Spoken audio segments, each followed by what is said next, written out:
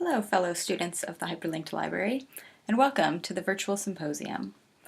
My name is Erin Haley Reese, and I've really enjoyed learning with you all this semester. The content of this course, a model of library service that is community-focused, creative, playful, transparent, participatory, reflective, and driven by the human-centered potential of emerging technologies, is so rich with opportunities for further exploration. And I'm confident that we're all setting off into our enhanced or new library careers with inspired hearts, informed minds, new perspectives, and an insatiable hunger for ongoing learning. Merriam-Webster defines symposium as a social gathering at which there's a free interchange of ideas. The word comes from the Greek symposion, which combined the verb meaning to drink with the prefix meaning together. But by the 19th century, symposium came to mean what we think of today. Meetings focused more on the exchange of ideas and less on imbibing. All senses of the word are in line with our hyperlinked library, though, where we value a welcoming environment and the free-flowing and social exchange of ideas, and where we're probably even cool with you settling in for the experience with a snack and a cup of tea.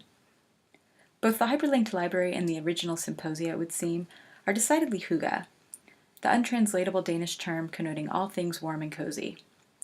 I love this definition of hygge that I found on a Canadian lifestyle blog recently.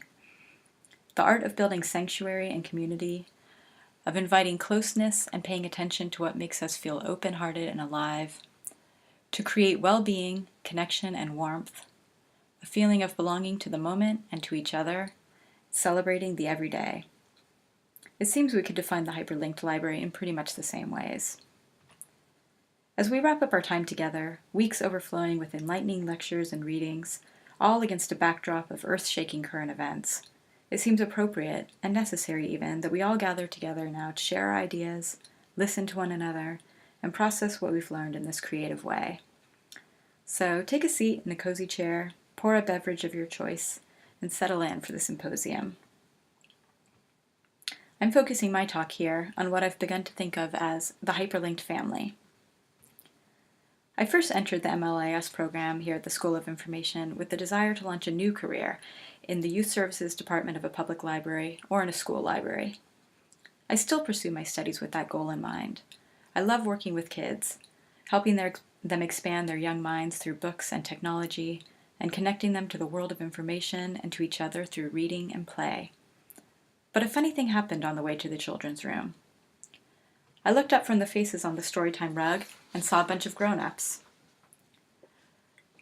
Research from the Pew Internet and American Life Project tells us that parents are some of the most regular visitors and loyal supporters of public library services. In fact, of those surveyed, 94% said libraries were important for their children. This is hardly news to librarians, who field questions and requests from parents on behalf of their children all the time, and weave early literacy education for parents into story times, starting with the first programs for babies and their caretakers. We know that when parents get involved in their kids' literacy development from the beginning, the family bonds, the kids go on to do better in school and beyond, and our world grows smarter and stronger.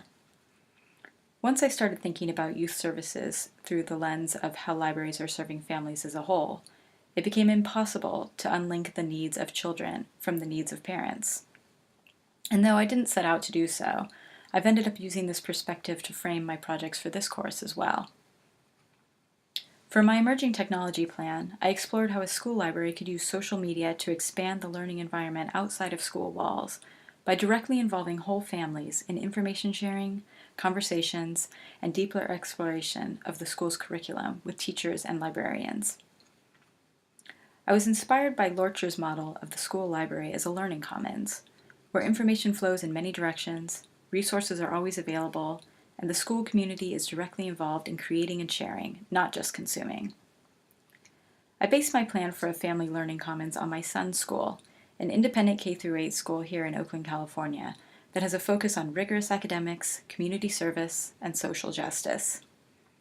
An online family learning commons mediated through popular social media networks such as Facebook, Instagram, and Pinterest would support community conversations on a much larger platform, and would enable families to continue and expand learning at home, and allow parents to pose questions or comments and share resources with the entire school community, rather than just their class or circle of friends. It would also enrich communications from the school to families, taking information beyond the usual logistical content, and would increase the visibility of the library and the support it offers to students and parents. For my director's brief, I shifted my focus to the world of public libraries, proposing the creation of a family tech learning lab, where parents and children could experiment and play with a variety of devices, apps, and emerging technology. The brief was informed by the two-generation model of learning, where parents and kids learn together and teach each other. This educational framework has been employed to great success in programs that teach literacy, especially in communities of immigrants and English language learners. And studies have shown benefits from enhanced literacy for both kids and parents, to increase family bonding and deeper connections in the community as parents come together over shared experiences, interests, and challenges. Tech learning is a natural application of this model in libraries. As the concept of basic literacy has grown to encompass digital literacy, it becomes imperative to community learning and well-being that people not only have a means of free and open access to technology, but also the skills for using it in their everyday lives and in their education and ongoing informal learning. The Family Tech Learning Lab would be a place where parents and children of all ages and on all points of the literacy and tech know-how spectrum could meet, play, and learn together. Some people might say that the place you're least likely to find attention paid to emerging technologies in a library is in the children's room. Indeed, the service is central to many children's departments from the beginning, like story times, play groups, and picture books, can be decidedly simple, low-tech, and slow to change.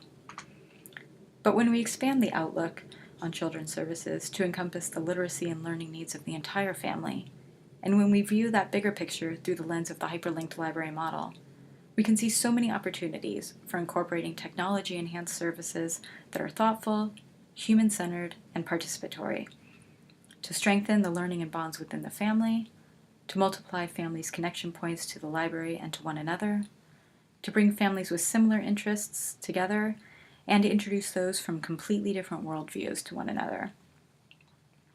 Put another way, serving children also means serving their parents, their first teachers, and hopefully lifelong supporters of their learning and growth. When parents do well, children do well. And when families do well, communities grow stronger, smarter, and more inclusive, supportive, and connected. Thank you for listening. I wish you all the best of luck and a deeply satisfying and rewarding career in your own hyperlinked libraries, wherever they may be. Take care.